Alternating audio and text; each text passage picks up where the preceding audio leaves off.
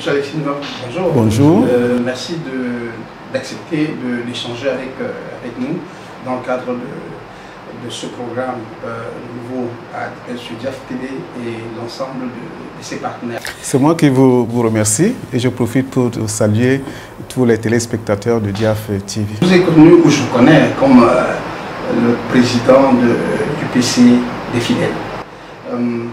Mais ces derniers temps, je vous entends, peut-être pas beaucoup dans l'actualité politique, mais dans la coulisse,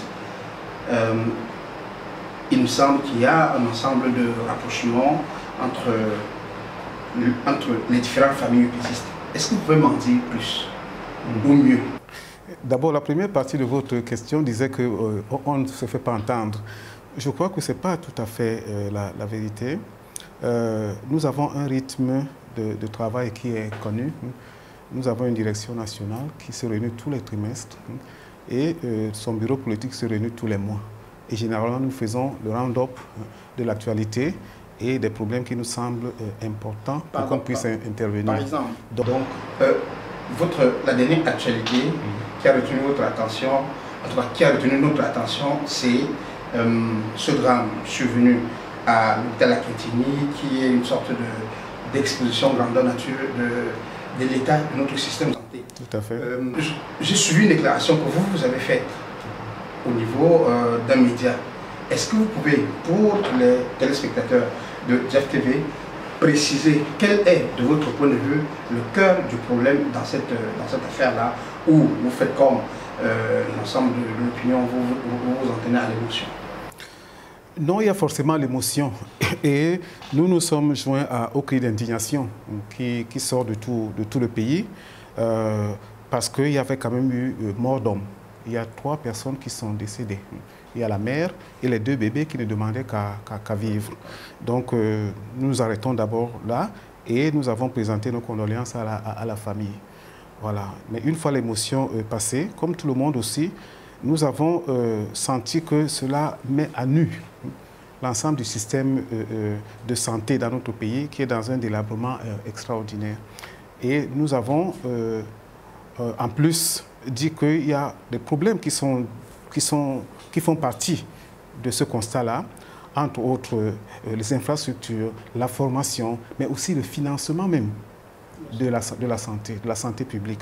Nous nous sommes rendus compte que quand on regarde les chiffres, en réalité, on regarde par rapport au budget.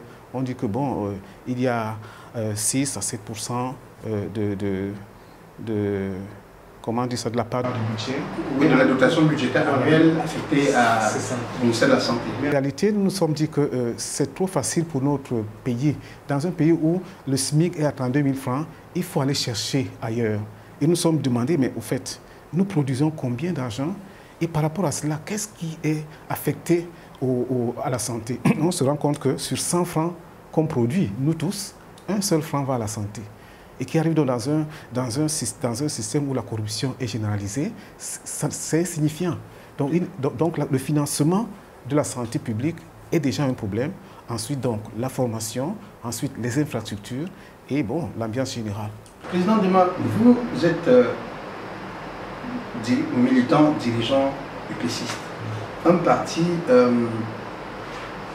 considéré d'un point de vue idéologique comme étant de la gauche. C'est-à-dire un parti progressiste. Historiquement, on sait très bien que les partis ou les groupes politiques de gauche ont tendance à encourager les dépenses, la dépense publique. Mais ce n'est pas l'orientation actuelle sur le plan des politiques publiques, que ce soit dans nos pays ou que ce soit sur le plan international, y compris dans un pays dont je ne vais pas dire qu'il est l'exemple pour nous, où les nécessités d'équilibre budgétaire font en sorte que les investissements dans les secteurs sociaux sont de moins en moins considérés comme étant la priorité des pouvoirs. Financer la santé, précisément, comme vous l'entendez, ça demande des dotations qui devraient provenir de quelque part. Comment peut-on financer la santé publique dans les proportions qui satisferait votre vision. Voilà. Donc il s'agit d'abord de poser le problème. Hein. Si le problème est posé, chacun va donner son point de vue et on va trouver une solution. Dans notre pays, c'est qu'il n'y a pas un cadre où on va discuter sérieusement de ce problème-là. Le pouvoir décide, avance et on arrive seulement à des catastrophes. Nous pensons que bon, il y a des points de vue qu'on doit pouvoir brasser et on trouvera une solution pour notre pays. En ce qui nous concerne, nous pensons qu'un pays qui produit, et il y a de la production, nous avons combien 25 000 milliards de produits intérieurs bruts. Quand on produit, il faut qu'il y ait un pacte social qui dit que nous vivons avec nos moyens, mais avec tous nos moyens. Et que le fruit du travail des Camerounais va en premier lieu satisfaire aux besoins. Voilà. Et non pas enrichir une bande, qu'elle soit d'ici ou d'ailleurs. Vu comme ça, avec, comment dire ça, avec le brassage des idées, on trouvera bien une solution. Et on n'est pas les seuls à dire que comment dire ça, la couverture médicale universelle est un chemin vers lequel on devrait aller. Hein. Et nous ne sommes pas les seuls. Nous avons suivi récemment un colloque organisé par des associations de l'Église, qui vont dans ce sens-là. Il y a de la réflexion là-dessus. Et je crois qu'on peut y arriver. Il ne s'agit pas d'aller chercher de l'argent ailleurs pour financer. C'est l'argent qui est produit par des Camerounais. C'est ça, notre orientation. Ce que je retiens dans votre propos, c'est que vous estimez que le Cameroun a des ressources suffisantes. Le terme, le Cameroun produit des ressources suffisantes, on peut en discuter. Mais en fait, vous posez essentiellement un problème de gouvernance publique.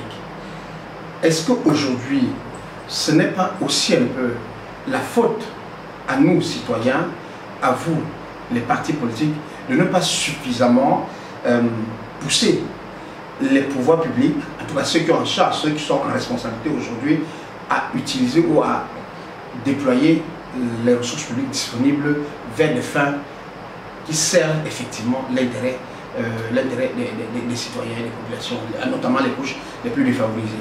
Je vais dire oui ou non, parce que quand nous demandons à la population de ne pas rester passif, de ne pas rester passive, c'est parce que nous savons qu'en réalité, c'est parce que leur autorité, leur souveraineté a été confisquée quelque part. Et donc, pour que ce sentiment, cette conscience-là soit accrue, nous avons une responsabilité. Nous, en tant que parti politique, nous ne sommes pas les plus nombreux dans le pays, mais nous estimons devoir encadrer la population vers la récupération de sa souveraineté. Donc, nous avons une certaine responsabilité. Mais la responsabilité est de l'autre côté. Cette orientation qui est prise, que le budget de notre pays, c'est comme un gâteau où chacun va piquer, seul ou par groupe, nous sommes absolument contre. Et nous allons le dire tant qu'on peut le dire.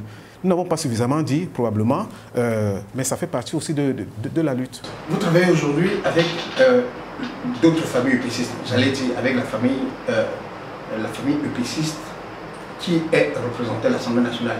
Est-ce que cette question-là, vous l'abordez suffisamment dans le cadre de vos discussions avec cet autre groupe UPCiste que par le passé, nous appelions l'UPC des collabos? Oui, on a même essayé d'appeler l'UPC gouvernemental. Ils n'aiment pas beaucoup ça et nous le leur concédons volontiers. Non, pendant longtemps, parce qu'il y avait un flou. Il y avait un flou et on se tiraillait. Nous avons communiqué en disant que nous sommes deux choses complètement différentes. Et à ce moment-là, il n'y avait pas de travail en commun pendant assez longtemps. Et en faisant le point, juste après notre congrès, je vous rappelle que le thème de notre congrès, c'était un parti fort pour un mouvement social fort. Parce que nous disons que c'est un mouvement social fort qui seul est capable de changer le rapport de force pour qu'on s'oriente vers autre chose. Et là-dedans, nous avons dit qu'il faut élargir le cercle le plus possible.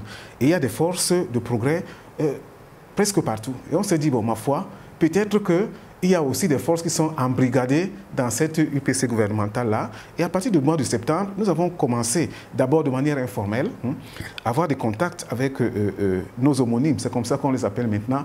C'est plus poli, mais c'est ça. Ils portent le nom UPC. Nous aussi, on porte le nom UPC. Mais nous n'avons pas la même orientation. C'est eux qui sont reconnus par les pouvoirs publics. C'est eux qui sont reconnus par les pouvoirs publics. Ils ont une alliance. Je sais que votre groupe est reconnu par la Cour suprême. En réalité, nous sommes reconnus reconnus par plein de gens, même nos adversaires nous reconnaissent. Mais le fait est qu'ils nous refusent une égalité qu'ils pensent eux seuls détenir. Mais qu'à cela ne tienne, nous avons dit que nous allons nous rapprocher. Hein? Ils ont fait, on ne peut pas dire que c'est nous seuls qui avons fait le premier pas, mais il y a une convergence vers le fait que, bon, qu'on ne se regarde pas en chien de faïence, qu'on se retrouve au moins. Donc, nous nous sommes retrouvés au mois de septembre, au mois de novembre, au mois de janvier, puis au mois de février, et nous avons commencé donc à examiner, et nous avons fait une plateforme de travail en recensant les points sur lesquels nous allons discuter pour voir nos convergences et nos divergences. Donc, nous sommes ensemble mais différents. Président Ndema, je ne peux pas faire comme un homme sans mémoire. Je n'ai pas répondu à votre question. Je vous en prie, mais j'en viens. D'accord. J'en viens. Et couvrant la scène politique depuis bientôt une vingtaine d'années, la mémoire des événements quand même montre que ce n'est pas la première fois qu'il y a un rapprochement entre cette branche de l'UPC que né du congrès de Fonsamba, appelé UPC gouvernemental, certains disent UPC des collaborationnistes, et la vôtre qui est considérée comme étant l'UPC fidèle aux fondateurs ou à l'idéologie fondatrice du mouvement nationaliste camerounais. Mais chaque fois, on a eu le sentiment que les divergences sont apparues à l'approche d'échéances politiques importantes, notamment soit les échéances électorales, municipales ou présidentielles, soit même les échéances de formation de gouvernement. Quelles sont les garanties que vous avez aujourd'hui que vous n'allez pas vers une telle, à nouveau vers une telle issue, c'est-à-dire que vous ne servez pas de marche-pied à vos homonymes pour mieux renégocier leur positionnement, notamment dans le gouvernement odulatiste, comme vous l'appelez? Vous direz, nous n'avons pas de garantie. En fait, ce que vous dites là, si l'ensemble des Camerounais, y compris donc les militants, allez, je vais dire les militants de base de cette UPC-là, avaient cette perception que chaque fois nous sommes trahis, notre travail serait déjà fini. Mais on a l'impression que chaque fois, il faut encore prouver à notre peuple que, en fait, il y a un problème qu'on ne veut pas regarder de face. Donc, la première expérience, effectivement, en 1991, les congrès ont été différents. En 1996, voilà, en 1996, nous avons réussi à faire un congrès tous ensemble, bon, sauf M. Kodok et quelques gens avec lui. En 1996, en 1996, oui. Mais une fois sorti de là, tout de suite, bon, M. Thomas Appé à son âme, s'est rapproché tout simplement de Kodok, donc a trahi les décisions que nous avons prises en 1996. Alors que vous l'avez porté à la tête de l'UPC Unité. Voilà. Mais tout de suite, c'est comme si on était à musique, on reprend pour donner l'impression que, en fait, bon, on ne fait pas ce qu'il faut. Alors, ce que nous voulons faire aujourd'hui, ce n'est pas faire exactement la même chose, mais c'est de montrer que nous sommes différents, mais rien ne nous empêche de nous regarder. Et s'il y a des choses qu'on peut faire ensemble, on les fera et on dira à la population. Nous avons recensé un certain nombre de thèmes sur lesquels nous avons commencé à discuter. On a commencé d'ailleurs par les tracasseries administratives. C'est eux qui sont souvent les porte-drapeaux de ce que les sous-préfets et compagnie nous tapent dessus. Et nous avons décidé ensemble que, bon, que personne ne va plus se porter garant auprès de l'administration pour taper un UPCiste. S'ils ne sont pas fidèles à cela, on dira encore à la population, mais que personne après... à nouveau la population à témoin. Et que cette fois... Vous n'êtes pas un peu naïf? Nous sommes sincères avec nous-mêmes. La naïveté, peut-être, on dit aussi que Ouma était naïf de croire que notre pays va être indépendant dans ce contexte-là et d'avoir fait confiance à la communauté internationale. Mais ce qu'il disait était quand même la vérité et on le voit aujourd'hui. Je vous souhaite bien plaisir, mais en tout cas, j'espère que cette fois-ci, nous viendrons couvrir dans la durée cette quête d'unité, parce que la plupart des Camerounais qui ont une âme UPCiste, on est souvent embêtés, on pose souvent la question pourquoi vous êtes proche de l'UPC mais vous ne militez pas à l'UPC. Nous vous y invitons et nous allons être sincères dans notre démarche et nous allons communiquer la vérité de ce qui est en train de se passer. J'ai noté que ce n'est pas simplement avec ce groupe de la famille UPCiste que vous discutez. Au fond, l'UPC des fidèles, qui se considère comme étant le socle de l'opposition véritable camerounaise, a-t-elle une stratégie de rassemblement des forces, des forces de changement dans ce pays? Mais sur quelle base cela devrait-il être fait? C'est ça. Donc le Congrès nous a dit qu'il faut absolument encourager un mouvement social. Un mouvement social, c'est les partis, c'est vrai, mais c'est aussi d'autres forces qui vont dans le sens du changement. Ça peut être les syndicalistes qui veulent que les conditions de travail soient meilleures. Ça peut être des personnalités de progrès qui donnent leur point de vue pour que ça avance. Et nous nous sommes rendus compte que les forces organisées sont trop dispersées. Il y en a partout. Nous sommes peut-être le socle parce que historiquement, nous avons, malgré tout ce qu'on a dit, nous avons quand même essayé de porter cela, malgré toutes les difficultés. Mais il y a d'autres Camerounais aujourd'hui qui, par leur prise de position, par leur action sur le terrain, nous montrent qu'ils sont prêts à mouiller le maillot, comme on dit, dans notre pays, pour que ça change. Et c'est la dispersion de ces forces-là qui constitue un peu un atout majeur pour le camp d'en face. Et donc, nous avons un devoir, et c'est une des résolutions du Congrès, de contribuer pour qu'il y ait un rassemblement des forces de progrès. Alors, nous avons commencé un certain nombre de choses. Nous avons, par exemple, nos amis politiques idéologiques, parce que nous sortons de la même maison, on les appelle Manidem. Je crois que pour le public, pour les téléspectateurs, aujourd'hui Manidem, c'est Mouvement africain pour la nouvelle indépendance, le mouvement Manidem a une histoire. Donc peut-être qu'on peut en parler à une autre occasion. Oui, mais aujourd'hui, qui était une sorte de stratégie de l'UPC. Voilà, c'est ça. Bien sûr, le parti unique. Donc ce parti politique se défend des positions progressistes et nous avons le devoir d'être à côté d'eux. Donc voilà un partenaire sur lequel nous comptons. Un parti qui est né de la scisparité, d'une scisparité interne au groupe historique de l'UPC, c'est-à-dire l'UPC des fidèles. Alors, scisparité, je ne voudrais pas prendre ce thème-là, mais je reconnais que... J'assume mes termes. Je reconnais que c'est des camarades avec qui nous avons cheminé et qui, à un moment donné, par rapport au blocage administratif qui nous était posé, on pensait qu'il faut faire cette démarche-là. Nous respectons cette démarche-là historiquement. On n'a pas encore fait le point de ce que cette démarche aura donné. Ça ne fait que 15 ou 20 ans, on verra. Mais nous considérons que par rapport à ce qu'ils font, ce qu'ils disent, nous sommes à proche idéologiquement. Donc c'est un des partenaires, mais ce n'est pas les seuls. Nous avons trouvé, par exemple, en le CPP depuis un certain temps, un partenaire, comment dire ça, au moins qui est ferme dans ce que ce parti fait.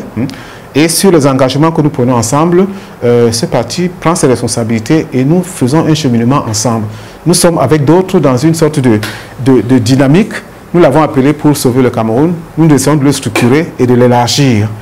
Vous vous rappelez que le 4 février dernier, nous avons fait une conférence de presse à Yaoundé pour amplifier le nom par rapport au oui du RDPC et ses amis, qui rappellent M. Biya, ils sont prêts à faire, peut-être qu'on va revenir dessus, à faire tous les trafics possibles pour qu'on reparte comme si de rien n'était. Donc nous constituons une force qui progressivement essaye de se structurer et nous espérons que nous allons rassembler le maximum de gens et surtout d'être en contact avec la population qui essaie aussi de dire non. Nous avons parlé tout à l'heure de la Quintinée, ce n'est pas nous qui avons organisé cette manifestation, mais c'est des Camerounais qui, spontanés, qui ont sorti ce nom-là. Et nous nous retrouvons bien dans ce nom-là, et c'est un peu comme ça que nous espérons nous restructurer avec les forces de progrès. Si vous permettez, pour conclure sur ce point-là, je voudrais quand même observer que peut-être c'est plus facile, c'est plus aisé, pas facile, les hommes faciles de réunir les hommes, c'est plus aisé de se réunir entre formations ou groupes politiques qui n'ont pas de gros intérêts à défendre. Il y a d'autres forces politiques qui ont une représentation institutionnelle importante et qui se réclament de l'opposition. On ne vous voit pas. On ne vous voit pas beaucoup ensemble, alors que, si mes souvenirs sont encore exacts, en 1991-1992, vous étiez ensemble pour créer ce qu'on appelait la coalition de l'opposition. D'abord, la coalition nationale l'Association nationale des partis politiques et des associations, et ensuite, pour d'abord l'Union pour le changement, pour l'élection présidentielle, et après l'élection présidentielle, l'ACNS pour exiger de meilleures conditions électorales. Pourquoi est-ce que vous n'arrivez pas à travailler aujourd'hui pour renforcer cet axe-là, qui lui a une présence institutionnelle et par laquelle on peut obtenir des réformes institutionnelles? Ce serait effectivement plus facile d'aller avec le plus fort. Mais le plus fort, oui, le plus fort. Voilà. Le problème, c'est qu'on ne se réunit pas pour se réunir. Il y avait aussi des gens forts, physiquement, matériellement, en 90, dans le camp adverse. Mais on a préféré aller vers d'autres qui étaient plus petits, un libraire et tout ça. Pourquoi? Parce que nous avons des objectifs communs. L'impression que nous avons eue dans la pratique dans la pratique politique là, c'est que les grands dont on parle là ne se sentent plus franchement opposés au pouvoir. C'est-à-dire qu'on a l'impression qu'ils peuvent... Vous êtes un peu dur là. Peut-être, mais il vaut mieux dire clairement, c'était tel qu'on pense, qu'ils s'accommoderaient facilement avec le pouvoir tel qu'il est là. Par exemple, nous disons que les élections telles que c'est fait actuellement, c'est tout simplement pour entériner, oui, pour légitimer le rapport de force. C'est toujours 20-80, 20-80. Peut-être que dans les 20%, on aura un plus grand, un plus fort. Mais on est toujours 20%. C'est-à-dire que le RDPC fait passer tout ce qu'il veut à l'Assemblée, au Sénat. Avec une majorité obèse comme ça, il n'y a pas de problème. Donc, que nos amis prennent ces 20%-là pour renforcer le camp du non, on sera ensemble. Mais si on a l'impression que c'est ces 20% pour dire que nous sommes les plus forts, venez, venez, nous ne serons pas avec celui qui veut entériner le pouvoir du RDPC. C'est ça. On peut se tromper, mais c'est ça notre point de vue. Quand j'ai fini de vous entendre, je vais quand même comme ça.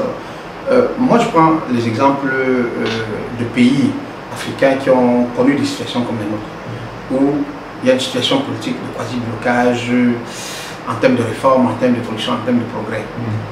Mais c'est les coalitions entre les forces d'opposition minoritaires sur le plan institutionnel et les forces non représentées dans les institutions politiques ou civiles qui ont permis de stopper la course vers l'abîme de l'autisme. Comme je prends l'exemple du Burkina Faso, j'aurais pu prendre un autre, mais je préfère prendre celui qui est plus proche de l'actualité.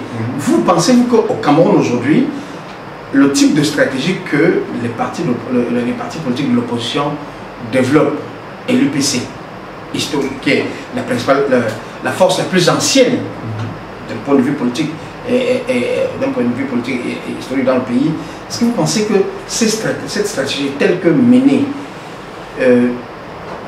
peut ou est susceptible de changer un jour le rapport de force politique dans ce pays? Non, assurez-vous, nous ne sommes pas cramponnés sur une solution maximale. Non, non, pas du tout. Pas du tout, pas du tout. Non, non. La difficulté, je vous le disais tout à l'heure, c'est l'impossibilité de brasser les propositions.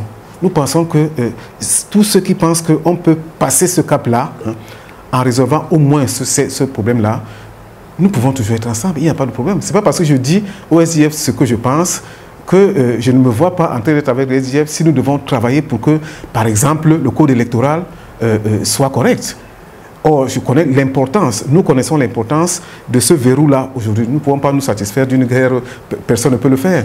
Mais s'il y a des élections correctes, c'est une base minimale pour qu'on s'entende et qu'on fasse pression suffisamment sur l'adversaire pour que, bon, il délie un peu comment dire ça, la situation. Et là, bon, j'entends le SDF aussi en parler généralement.